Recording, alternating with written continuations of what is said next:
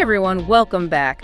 Ready to dive into something pretty thought-provoking? We're tackling the frugal economy today. It really flips things on their head, doesn't it? It does. We've got Radjou's book, The Frugal Economy, to unpack, plus a bunch of articles and reports, even some ancient philosophy, believe it or not. Lots to dig into. So we're all kind of programmed to think more stuff equals better, growth means using more, that whole deal. Right, but what if that's not the only way? This frugal economy idea says maybe it's not. Yeah, using what we've already got in smarter ways, right? That's what I'm curious about. Exactly. And, one thing that really highlights why we need a new approach is Earth Overshoot Day. Oh yeah, that always makes you think. So in 2023, it was August 2nd. August. We'd used up a year's worth of resources by then. Seriously, it's like overspending your budget, but for the whole planet. That's it. Shows we're living way beyond our means. Makes you realize we can't keep going like this. Okay, so frugal economy. What's the deal? Well, one of the coolest ideas is business-to-business sharing, like companies collaborating instead of competing all the time. Ooh, I like the sound of that already. But we're not talking about just like sharing staplers. Nope, think bigger. Hospitals sharing expensive equipment so they don't ETH have to buy it. Ah, makes sense. Or companies with patents they're not using, letting others benefit from them. Instead of those resources just sitting around collecting dust. So smart when you think about it that way. Is this actually happening, though? Oh, yeah. Coelho, they're figuring out the logistics of sharing medical equipment. Wow, that must be complicated. It is, but they're tackling things like liability, making sure equipment's standardized and all that. Making it work.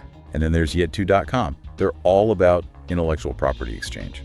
Huh, so it's like maximizing what we already have instead of always needing something new? Exactly. Collaboration over competition. Love that. So it's not just about me and you being frugal, it's companies getting on board too. 100%. And another big piece is scaling OUT, not up. We're so used to those massive factories. Yeah, huge, centralized, kind of overwhelming when you think about it. Right. But what if instead we had smaller, decentralized microfactories? More agile, closer to the people they're serving. Okay, I'm picturing the difference between a mega supermarket and a local farmer's market. One's all about mass production, the other feels more connected, more in touch with the community. Perfect analogy. So these microfactories, they could be more responsive to local needs. Absolutely.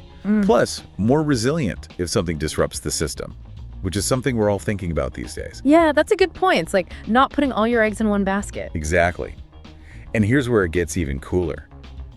This frugal economy shift, it's not just about the environment, though that's huge. Okay, what else is there? It's about changing how we see waste. What if it wasn't the end of the line, but a resource? Ooh, turning trash into treasure. I love that idea. Right, upcycling, circular economy, that becomes the norm.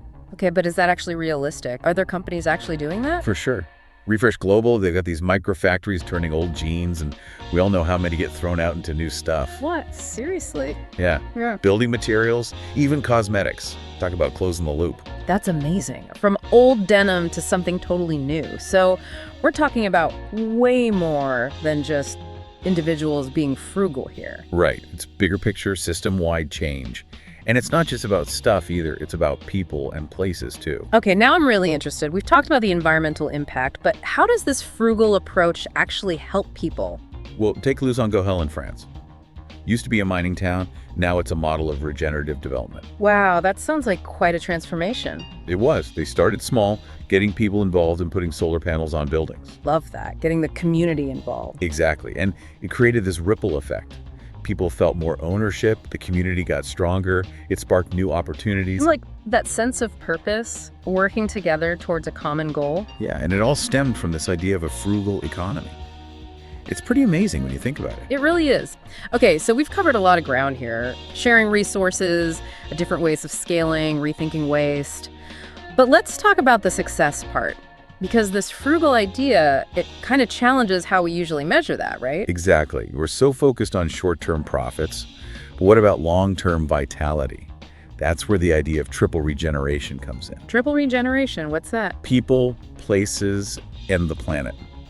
What if companies were judged on their positive impact on all three? Instead of just, did we make more money this quarter? It's about, are we making the world a better place? Exactly. And you know what? Younger generations, they're already on board with this. Yeah, it feels like they're less about accumulating stuff and more about experiences, purpose, making a difference. It's true. They're redefining what success even means. Like Adam Hardingham, this Gen Z CEO, he said, being middle class isn't just about material comfort anymore. It's about stability, security, freedom, and a healthier planet. It's like, they get it, we're all connected, our choices matter. 100%. And as they gain more influence, things are going to change. Their values are going to reshape how we do business, how we consume, everything. It's exciting. So much potential for positive change. Definitely. But it starts with each of us questioning our own assumptions. Do we really need more to be happy?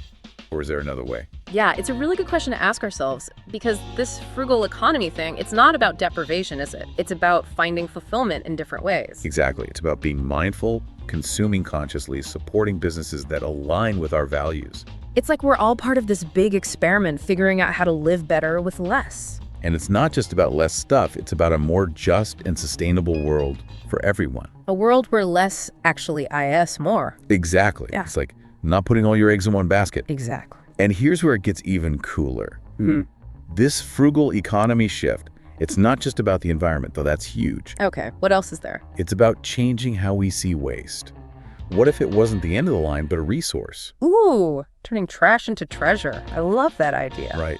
Upcycling, circular economy, that becomes the norm. Okay, but is that actually realistic? Are there companies actually doing that? For sure. Refresh Global, they got these micro factories turning old jeans, and we all know how many get thrown out into new stuff. What? Yeah. Building materials, even cosmetics. Talk about closing the loop. That's amazing. From old denim to something totally new. So we're talking about way more than just individuals being frugal here. Right. It's bigger picture, system-wide change. And it's not just about stuff either. It's about people and places too. Okay, now I'm really interested. We've talked about the environmental impact, but how does this frugal approach actually help people? Well, take Lusongohel in France. Used to be a mining town, now it's a model of regenerative development. Wow, that sounds like quite a transformation. It was. They started small, getting people involved and putting solar panels on buildings. Love that, getting the community involved. Exactly. Yeah. And it created this ripple effect. Yeah. People felt more ownership, the community got stronger, it sparked new opportunities. It's like that sense of purpose, working together towards a common goal. Yeah, and it all stemmed from this idea of a frugal economy. It's pretty amazing when you think about it. It really is. Okay, so we've covered a lot of ground here, sharing resources, different ways of scaling, rethinking waste. But let's talk about the success part, because this frugal idea, it kind of challenges how we usually measure that, right? Exactly. We're so focused on short-term profits, but what about long-term vitality? That's where the idea of triple regeneration comes in. Triple regeneration, what's that? People, places, and the planet. What if companies were judged on their positive impact on all three? Instead of just, did we make more money this quarter? It's about, are we making the world a better place? Exactly. And you know what? Younger generations, they're already on board with this. Yeah, it feels like they're less about accumulating stuff and more about experiences, purpose, making a difference. It's true. They're redefining what success even means. Like Adam Hardingham, this Gen Z CEO, said, being middle class isn't just about material comfort anymore. It's about stability, security, freedom, and a healthier planet. It's like, they get it, we're all connected, our choices matter. 100%. And as they gain more influence, things are going to change. Their values are going to reshape how we do business, how we consume, everything. It's exciting. So much potential for positive change. Definitely. But it starts with each of us questioning our own assumptions. Do we really need more to be happy? Or is there another way? Yeah, it's a really good question to ask ourselves, because this frugal economy thing, it's not about deprivation, is it? It's about finding fulfillment in different ways. Exactly. It's about being mindful, consuming consciously, supporting businesses that align with our values. It's like we're all part of this big experiment figuring out how to live better with less. And it's not just about less stuff, it's about a more just and sustainable world for everyone. A world where less actually is more. Exactly. It really makes you think about what truly matters. It does. And you know, this whole idea of finding fulfillment beyond just like accumulating things, it's not actually new. Right. It reminded me of this verse from the Isha Upanishad. It's ancient Indian philosophy. Oh, interesting. It says, that is infinite, this is infinite. From that infinite, this infinite arises. Taking infinite from infinite, infinite remains. Okay, that's a mouthful, but I think I get it. Basically, we're talking about abundance, not scarcity. Like, if we shift our focus from just me to something bigger, To the collective good. yeah, then everyone benefits. It's not about denying ourselves, it's about realizing true wealth isn't about how much stuff we own. I love that. Yeah. So how do we put that into practice then? Well, it starts with recognizing our choices have an impact, consuming consciously, supporting companies that get it. Aligning our actions with our values. Exactly. It's a journey, figuring out how to live well while protecting the planet for, everyone who comes after us. Finding that balance. It feels like a huge challenge, but also incredibly hopeful. It is. And you know what else? It's about finding joy in different places. Simplicity, connection, experiences, not just possessions. Yes. Rediscovering what actually makes us happy deep down. Exactly. Building a world where everyone has the chance to thrive. That's what it's all about. Well, this has been amazing. It really has. We've covered so much about the frugal economy today. Hope you're feeling inspired. I am. Remember, it's about sharing, distributing, regenerating. Those are the keys. Building a future that's not just sustainable, but regenerative, where less actually can be more. Couldn't have said it better myself. Thanks for being here, and until next time, keep those deep dives going.